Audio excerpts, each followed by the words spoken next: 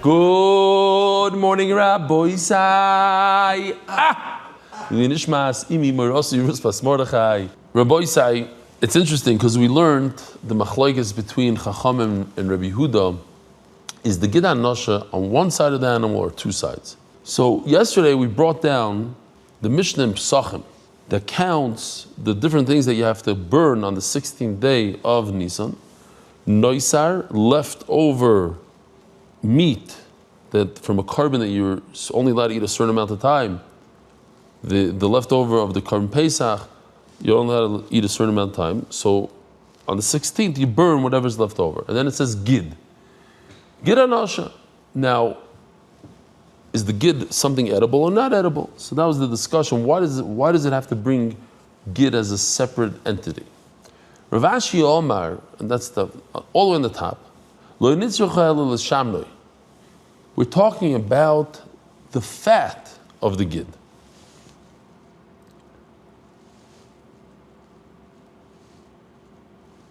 The fat of the Gid, maybe you can see it in the picture before. There's different fats over there. It's maybe behind, like right over there. You see that bubble right there, above the string. So there's fat. And the Sanya Shamnei Mutter, you're allowed to eat it. Oh, so once you're allowed to eat it, it becomes food. Once it becomes food and you don't eat it, you have to burn it. But Klal Yisrael doesn't eat it. They're machmer. Shamnei Mutter, Yisrael Gdoshim Nagu B'Yisr. So that's a chiddush. The reason why it's left over is because we made a chumrah on ourselves, but it's still food. It's still considered part of the carbon. It has to be burnt. So it's in a category of itself, and that's why it's brought down by itself. Yisrael Gdoshim Nagu B'Yisr. Gedusha is to separate yourself, to withstain, what's the word I'm looking for? No, not sustain. Oh, he knows it. Abstain. Okay, abstain. Thank you. Abstain from things that are mutter. That's Kedusha. And Yisrael Gdoshim Nagu B'Yisr. Ravina Amar, something similar. Again, what's the question? Why does it say in the Mishnah Gid and regular meat? There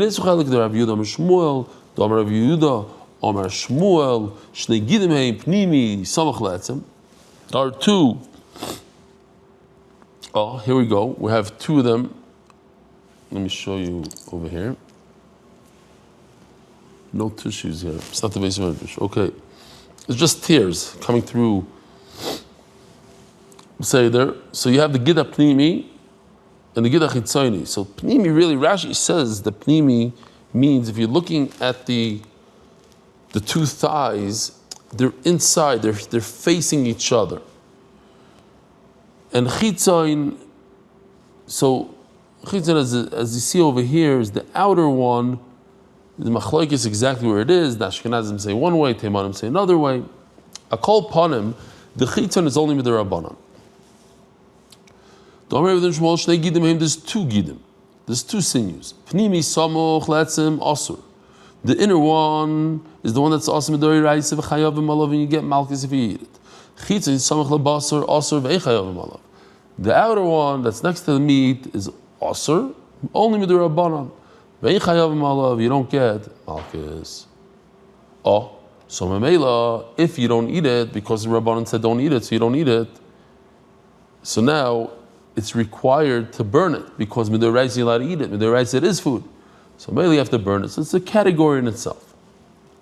Toshma, ochal mizeh kezayis, mizeh kezayis. So now the question is, did Rabbi Yehuda prove min ha-Torah that the one Gid that you're not allowed to eat is the right side, or it was more of a suffix? So it says the Gemara Toshma Ochal Mizeh Kezayis Mizeh Kezayis. There are two times that he ate a Kezayis with two different Edim, two different animals. So you get 80 malchus. It's two separate malchus. Acham mezekazais, soifeg es harabayim. So says the Gemara, Rabbi Yehuda Omer, Einoi soifeg el harabayim. You don't get 80, you get 40. If Rabbi Yehuda already figured out that it's only the right side, Shapir, everything works out great. Elo Yamris Sapukim Sapkile, Havila Asra Safek, Vishamin the Rabbi Yehuda, Damasra Safek, Loishma Asra. If Rabbi Yehuda wasn't certain which side, how could you give him Malchus at all? By how do you give Malchus? You have to warn him, but you can't warn him because you don't know what side is Asr. You can't warn him on the right side because maybe the right side is Mutter. You can't warn him on the left side because maybe the left side is Mutter. So that would be Asra Safek, and Rabbi Yehuda holds on Asra Safek when you have a doubt on the warning, you don't give the guy Malchus. So you shouldn't give him 40.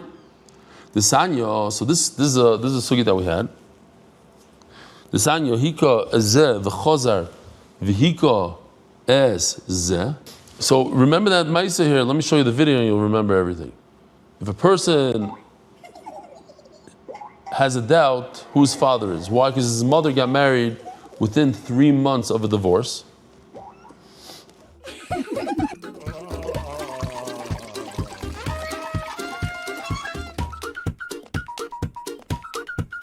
This doesn't look like me.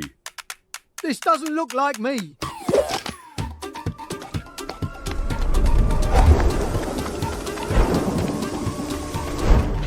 I'm gonna beat my fathers. Don't do it! You will be punished! I don't care.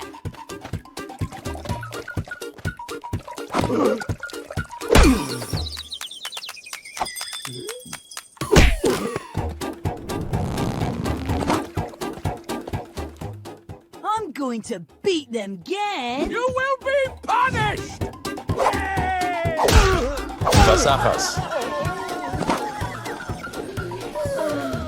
I want my mama. I want mommy! I want mommy! I want mommy! So says the Gemara, the Sanyo he hit one father and then he hit the other Suffolk father.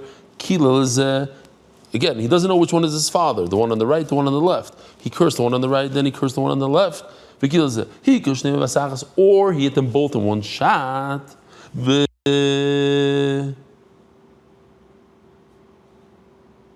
Or he cursed both of them in one curse. Chayiv, then he's chayiv. The only time you're chayiv if it happened in the one shot case. But the first case where he hit one, then he hit the other. Potter. Why does Rabbi Yehuda say Potter? It's Asra Safek, because the Adam cannot warn him on either one of the fathers. They're not sure which one it is. Therefore, it's Asra Safek. It's a warning that comes with doubt. Potter. So you see, the Rabbi Yehuda holds Asra Safek Potter. Says the Gemara, Haitana Savala Ki Idach Tana the Rabbi Yehuda. This is machlokes what Rabbi Yehuda holds. He holds like the other one that says Dam Asra Safek Shma Asra. In fact, I can prove to you that there's another Tana that holds in Rabbi Yehuda that a doubt is a good Asra. Where do I see this? Because it says the Sanya says you're not allowed to leave over any meat till the morning, and if you do, what happens? It says that you should burn it. It's like a lavanite, like say, it comes, there's a tikkun. If you leave the meat over, what do? You burn it. You don't get, you don't get the malchus. Divri Rabbi Yehuda. Okay, but without this, Rabbi Yehuda would hold that you do get malchus. But how can you get malchus? This is considered a hasra safek. Why? Because when are they warning him? We went through this.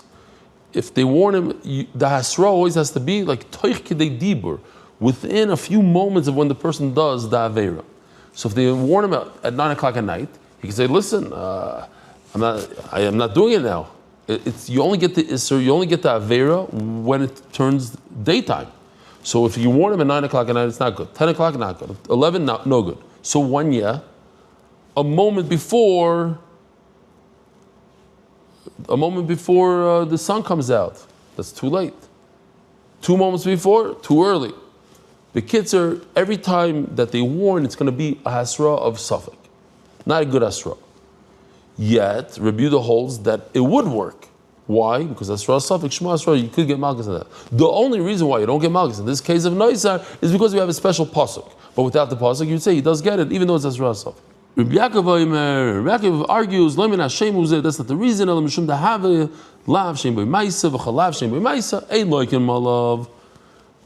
Okay, because what's Noisar? Noisar means I did not finish my steak. For not finishing a steak, you don't get malchus. For eating a steak that's treif, you get malchus. But not eating something that's not doing an action, not taking action, for that you don't get malchus. Malchus you only get for something that involved an action, not a lack of action. Tashma.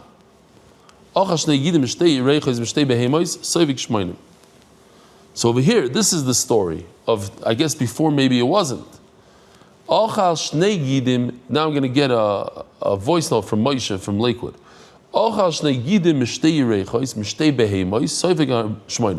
He ate 2 separate gidim from 2 separate thighs of 2 separate animals. You get 80. You only get 40.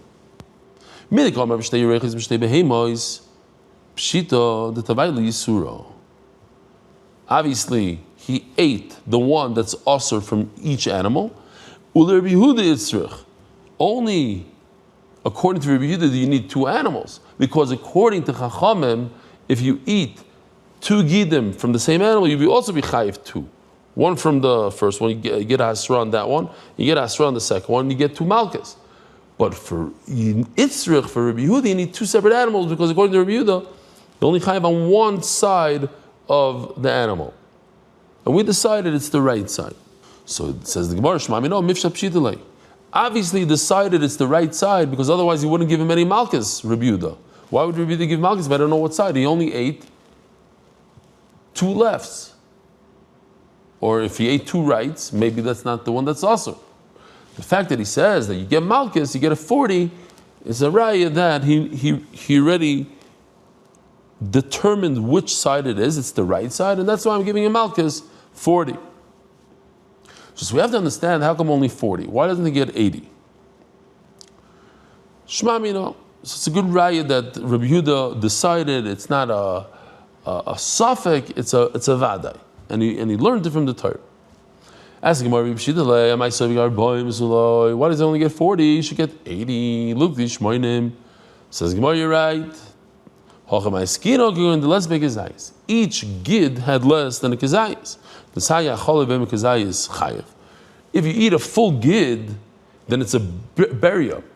It's a bria. And on a bria, let's say you eat an ant that's less than a kazayis, you chayev. Why? Because it's a full creature. So to the gid anosh, it's a full creature, you get malchus on eating the full gid anosh. Rabbi Yehuda says, no, you don't get malchus on eating a full gid anosha if it's less than a kazayis. So therefore, you have to take a half a kazayis, let's say, from animal 1, and a half a kazayis from animal 2, and together you have a full kazayis, and that's why you get 40. If each animal had a full kazayis, if each animal, he ate the right gid, the full kazayis, according to Rabbi Yehuda, V'chayev 80 malchus. But over here we're talking about a combination. But according to Chachamim, you'd get 80 malchus even though each one is less than a kazayis. Why? Because it's a full birya. Says the Gemara, we're almost by that guy, the Rabbi say. V'taimamai. Why does Rabbi Yehuda say it's the right gid, not the left? Zog the Gemara. Omar Rav Omar Kro, HaYorech, with the Hey idea, HaMiyumenes Shebeyorech, the righter one of the thigh. I have to tell you that it's the gid that is also from top to bottom, meaning the gid, ha-pnimi, not the chitzoin. La-fuki chitzoin the loy. Here's a human gid hanosha, and this is the problem. This is what happened to Yaakov Avinu. The malach pulled out his gid.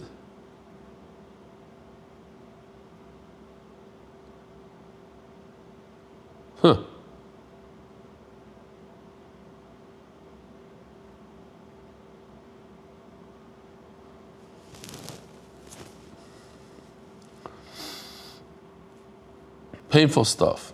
According to Shub and Levi, which we're learning right now, they were struggling, they were wrestling each other. When you wrestle, you grab the other person around, and the Malach's right hand reached across and grabbed Yaakov Avinu's right thigh, not left, right. He went all the way around, as you see in this picture. Like a person hugging his friend, and his hand comes all the way around and grabs the right spoon, the right thigh. The Malach came to him as if he was a guy. The Omar Mar Yisrael shenitmaloi goy baderech. If a guy comes to you on the way, you got to be careful, because the guy has a weapon. Now you want to, with your dominant hand, the right hand, you want to be able to protect yourself. What do? You make sure that the guy goes to your right side. Take a look. Here's the guy on the right. He pulls out a sword. And Memela, the Malach, was on his right side, because Yaakov Avinu is makpid on this Gemara, that the guy should be on his right. And when he attacked him, he attacked his right thigh. Rav Shmuel bar Acho kamei the Rav Popim Shmei the Rav bar Ula Omar ke Talmud Chacham in the Miloi. The Malach came as if he was a Talmud Chacham, and a Talmud Chacham you also put on the right side. Rav Shmuel bar Acho says ke Talmud Chacham in the Miloi. Shmuel Achmeiri says no, like a goy, but it's all the same person. It's all the same Malach. So here's like a Talmud Chacham. You put him on your right side. Talmud Chacham is on the right. And finally, we have a pshat.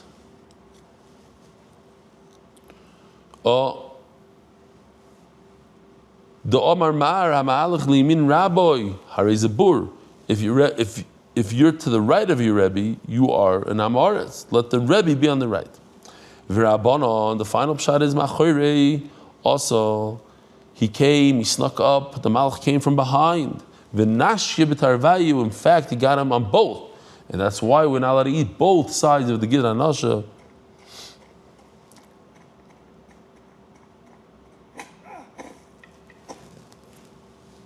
Givaldik. Beautiful stuff. V'Rabbanon, 12 lines from the bottom. V'Rabbanon hai be'avkoi imoy, my darshabei. He's learning the first pshat, be'avkoi imoy, like Yeshua and Levi, that they were struggling, they were wrestling, but the Rabbanan say they weren't wrestling, came from behind. My darshabei. Yeshua and Levi, I'm going to go with Rabbi Shua ben Levi, a different one. Rabbi Shua ben Levi,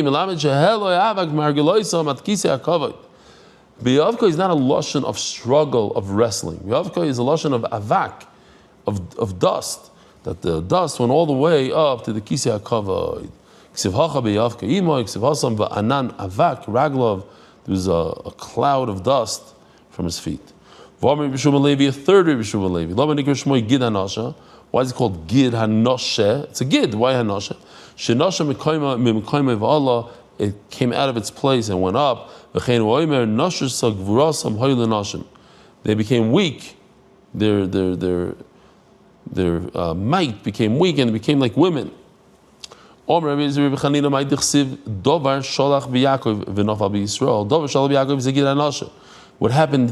to Yaakov Avinu, that's the Gid HaNashe. V'nofal b'Yisrael is referring to Klal Yisrael, not to Yaakov Avinu. Shepashat Yisur b'chol Yisrael, that Klal Yisrael accepted the Isser of Gid HaNashe. Yosef Atzadik said a double lashon. Utavayach tevach. You should make a meal for. You should slaughter. You shall slaughter and prepare for my brothers a meal. Paralem beis hashchita. He opened up the neck of the animal and said, "Look, we shechted." In those days, they were all goyim. Yosef Atzadik was also a goy, right? It was before Matan Torah. So, but he was makbid on shechita, and he wanted to show, hey, look, he opened it up. It's shechted. Mamish like halal today. They cut. It doesn't matter what knife, or they cut. I'm not saying that's what they did. It could be they were makbid on all things.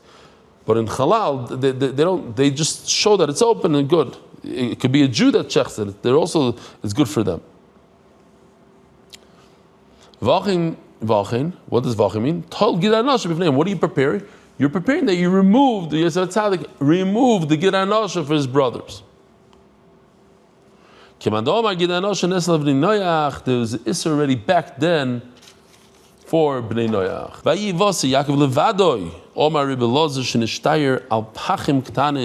The famous Rashi, he quotes this Gemara that we saw in the video, that what happened? Yaakov Avinu brought his family over the river. He came back to get his Pachim Ktanim, the small vessel. Some say it had Shemen Zayis, Beis Hamikdash, whatever. Mikan Tzadikim shechovev aleim amoinim yoysim megufam. He went back because he, as the Gemara says, they're very careful with Gezel, and Memela, it's worth more, the monetary value, more than their own body. What does that mean? So the Ben Yoda right away says over here, more than tsar of the body. Not more than their body, but more than tsar, more than pain. And he brings the Gemara, the famous Gemara of Abba Chilkiah, would rather get scraped by the thorns than to have his clothing ripped. That's tsar, that's pain more than that. Why? Shem poishtim yidem begezel. They're so careful, and everything comes very hard for them. And they're very careful with money that they rather have tsar than to lose that thing, whatever the pshat is.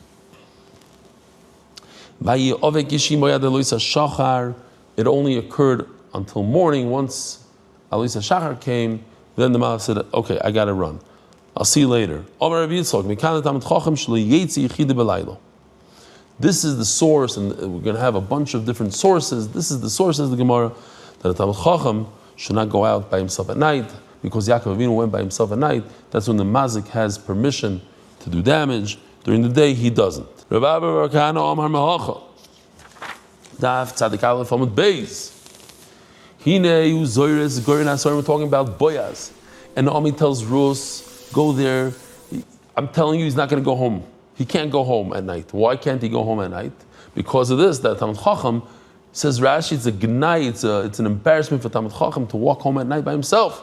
So he's going to sleep over there at the threshing field, whatever it's called. So Mela, she tells him, go find him over there. That Avram got up in the morning. Why not at night? Because he can't go out at night. You should see so many different sources that a Talmid Chacham should not go out by himself at night. The sun came out for him. Omar Rebbe Akiva. Says Rebbe Akiva, my favorite Tana. Sha'alti is Rebbe Gamliel ves Rebbe Yeshua be'idlis shel imoum. We were there in the butcher shop in Imom. They went to purchase an animal. They had to purchase the whole thing. We're doing a chasana for the son of Rebbe Gamliel. I want to stop here for a second. Why is it important that they went to Imom and they were in a butcher shop? Who cares? Rebbe Akiva should say. We asked the question. Why does it say this? Well, only for him, the son. Why is it important that they were in a butcher shop? So there's a Taisus in B'chairis.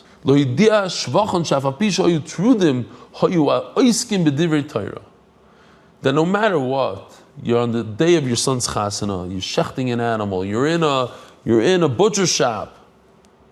You have all the reasons and all the excuses not to learn Torah. So the Gemara says, no, the Gemara describes where they were. They were in a butcher shop. They were in Imom. It's the day of the wedding. But here's the question. I have question A, question B, and today we have another question to say that the daf Torah never stops. Even on difficult days, difficult situations, we learn Torah all the time. It says that the sun rose for him. As the Gemara, what it only rose for him. The sun rises for everybody. Omer Yusuf, like, no. Shemesh haba bavuroi, the sun that went down. Haba means that it went down. Where? In Beis El. Bavuroi, in the Makam HaMikdash. Bavuroi, Zorcha Bavuroi. That same sun that went down early came up early for him. The Chsiv, Vayitzi Yaakov meber Sheva v'yel Chorono. Chsiv, Vayivga b'mokoim. Ki motel l'chor nomar, Efsha avarti al mokim shespal avoyse v'anila ispalalti. A little bit of a problem in the Pesukim. How does it work? He went to Charan. What exactly happened? He was already in Charan, he was already out of there, and then he was in Beis El. It doesn't add up. Charan is outside of Eretz Yisrael, Beis El in. Says Gemara, when he got to Charan, he realized, came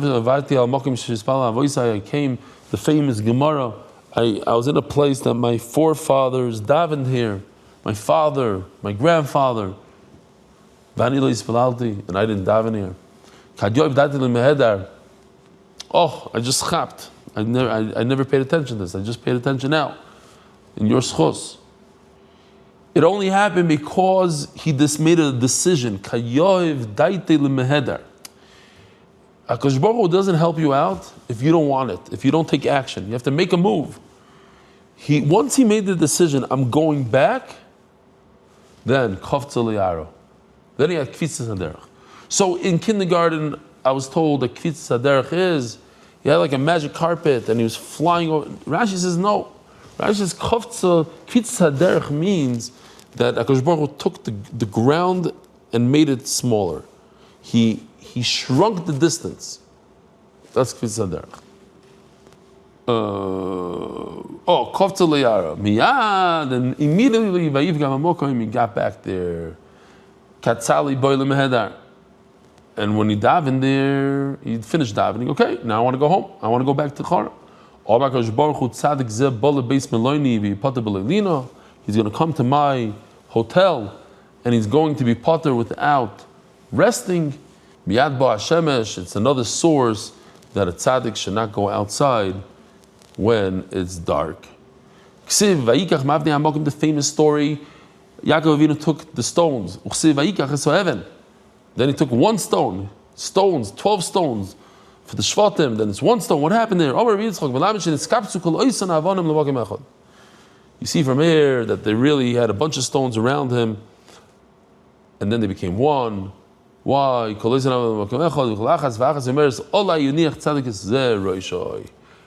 one of the stones had a fight. They said, no, I want to be the stone.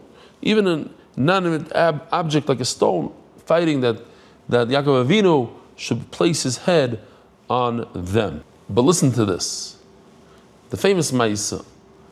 Every school kid knows the story that the stones were fighting, and each one said, Ola yoniach tzadik ze roishoy. And then the Gemara finishes off, Tana v'chulan nivlu ba'achas, and they all became one. Zog the Gemara weiter, v'yachnu v'nin sulam mutzav arzo. He dreamt, and here's the ladder stationary in the ground. Tana kamen rochvi shel sulam. What's the width? Shmoina salafim parsois, an enormous width. U'dichsev v'inei malach elikim oilim v'yardim boy. The malachim were going up and down. Oilim shnayim. Oilim means two were going up. V'yardim shnayim. So